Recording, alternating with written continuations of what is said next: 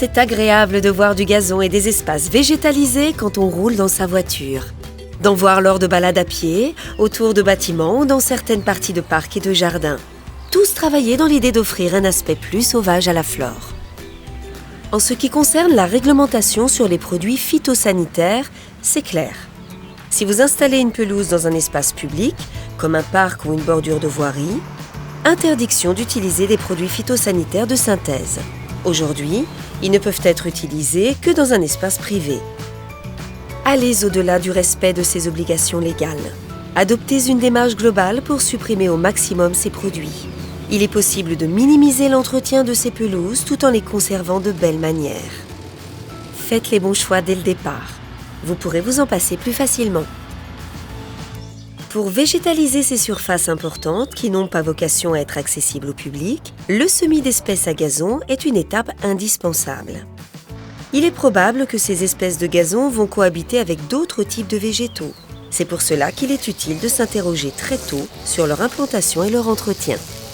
Ces gazons occupent parfois des surfaces considérables. Ils doivent être adaptés à une gestion favorisant la biodiversité, être pérennes et demander un minimum d'entretien. Si ces 3 critères sont établis, vous ferez des économies sur le long terme. Alors investissez dès le départ dans des graminées à gazon de qualité pour atteindre ces objectifs. L'idée est d'avoir un minimum d'entretien de ces espaces gazonnés. Les espèces de graminées à pousses lentes sont les mieux adaptées. Préférons la fétuque ovine qui possède une bonne tolérance à la sécheresse ou la fétuque rouge demi-traçante qui tolère assez bien l'ombre. Ce choix d'espèces qui s'installe lentement peut être aménagé si l'on veut une couverture du sol optimale et rapide.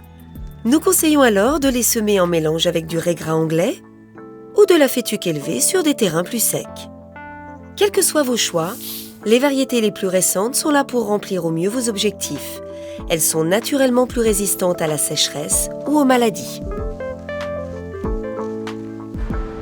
On est là pour réaliser un gazon sur un rond-point à 3 axes, en sachant qu'il y a 2 types de gazons différents pour que ce soit plus joli esthétiquement.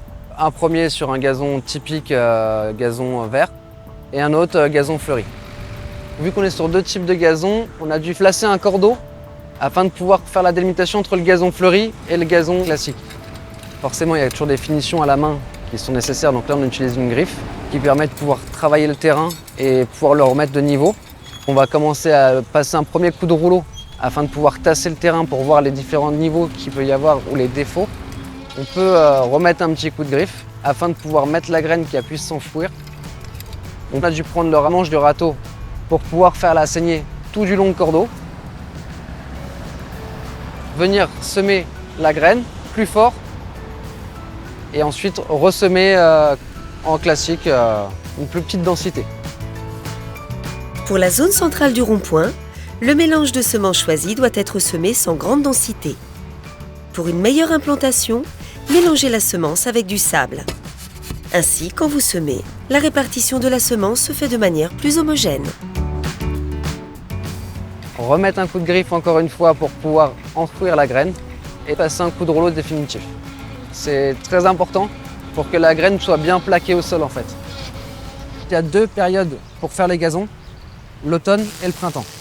Alors après, les meilleures périodes restent l'automne, dans le principe où si vous voulez, la graine va pouvoir s'implanter plus au système racinaire que aérien.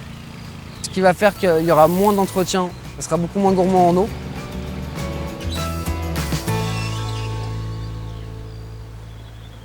L'entretien de ces immenses surfaces végétalisées est des plus simples. Laissez pousser les graminées à gazon jusqu'à leur hauteur maximale et ne fauchez qu'1 à 2 fois par an, voire pas du tout. Ici, pas d'arrosage, ou très peu selon les lieux. La nature joue son rôle par ses pluies. Le gazon va probablement jaunir au cœur de l'été. En jaunissant, la plante se défend naturellement contre le manque d'eau. Avec des espèces adaptées et des variétés récentes, la pelouse redeviendra vite verte dès les premières précipitations d'automne.